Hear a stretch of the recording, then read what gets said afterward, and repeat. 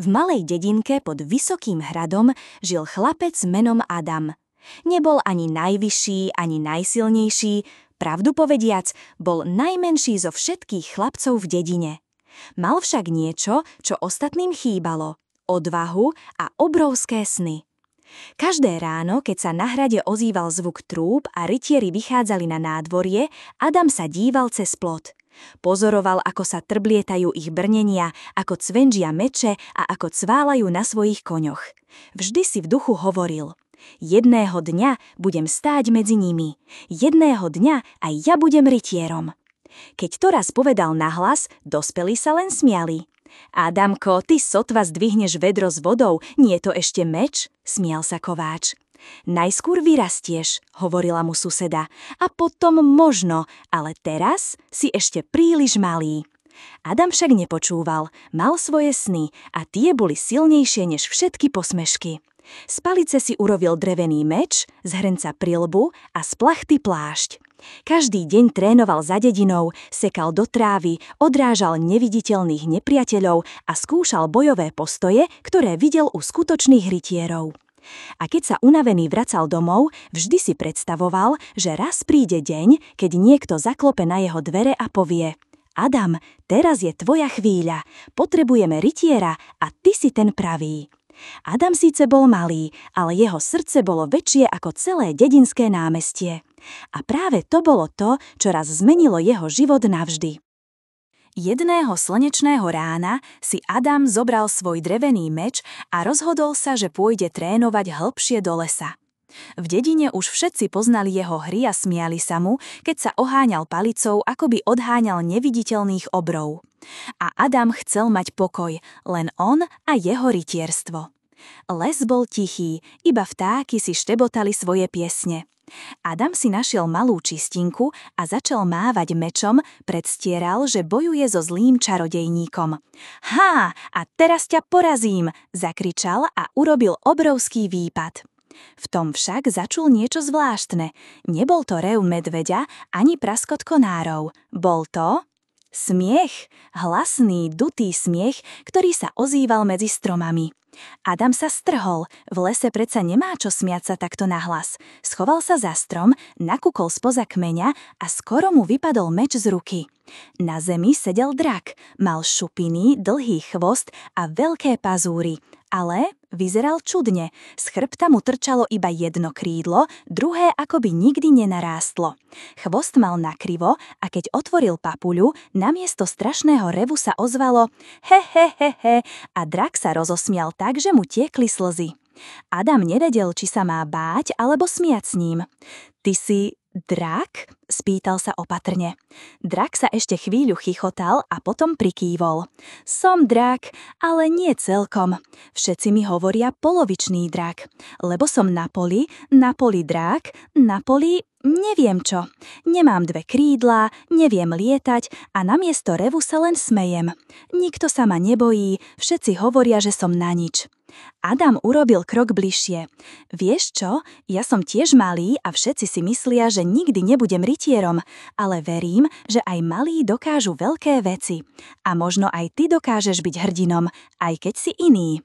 Drak naňho zvedavo hľadel, potom sa znovu zachychotal. Hrdinom? Ja? Adam zdvihol svoj drevený meč a hrdo povedal: Áno, hrdinom sa nestávaš tým, že si dokonalý, ale tým, že si odvážny. A ty si môj prvý dračí kamarát. Drak sa tak smial, že mu až iskry vyleteli z papule. A v tej chvíli sa zrodilo zvláštne priateľstvo medzi malým rytierom a polovičným drakom. Dni plynuli a Adam sa s polovičným drakom stretával čoraz častejšie. Volal ho jednoducho Smieško, lebo jeho smiech sa ozýval lesom tak hlasno, až vtáky vyľakane vyleteli zo stromov. Adam ho učil rytiarske veci, ako stáť vzpriamene, ako byť odvážny a Smieško zas učil Adama smiať sa z maličkostí a brať život ľahšie. Spolu tvorili zvláštnu dvojicu, malý chlapec s dreveným mečom a krivý drak, ktorý sa namiesto revu chichotal. Jedného večera však nastala pohroma. Z nedalekých hôr zišla svorka hladných vlkov. Vtrhli k dedine, zavíjali a vyľakali ľudí, ktorí sa rozutekali do svojich domov. Rytieri boli na love ďaleko od hradu a nikto nevedel, čo robiť. Adam sa díval, ako sa dedina trasie od strahu. Srdce mu búšilo, ale vedel, že toto je jeho chvíľa. Musím niečo spraviť, zašepkal. Rozbehol sa do lesa a hľadal svojho dračieho kamaráta. Našiel ho, ako sa váľa po zemi a smeje sa na vlastnom krivom chvoste. Smieško, zakričal Adam, dedinu napadli vlci, musíme im pomôcť. Drak stíchol, jeho oči sa rozšírili od strachu. Ale ja nedokážem revať ani lietať, vlci sa mi vysmejú. Adam pokrútil hlavou a pevne stisol svoj drevený meč. Nemusíš revať, nemusíš lietať, máš predsa niečo iné, svoj smiech a ten je silnejší, než si myslíš. Spolu utekali späť k dedine. Vlci stáli uprostred námestia, zavíjali a chystali sa roztrhať súdy so zásobami. Ľudia vyzerali z okien a čakali, že ich niekto zachráni. Adam vyšiel vpred, hoci sa mu triasli kolená. A vedľa neho kráčal Smieško.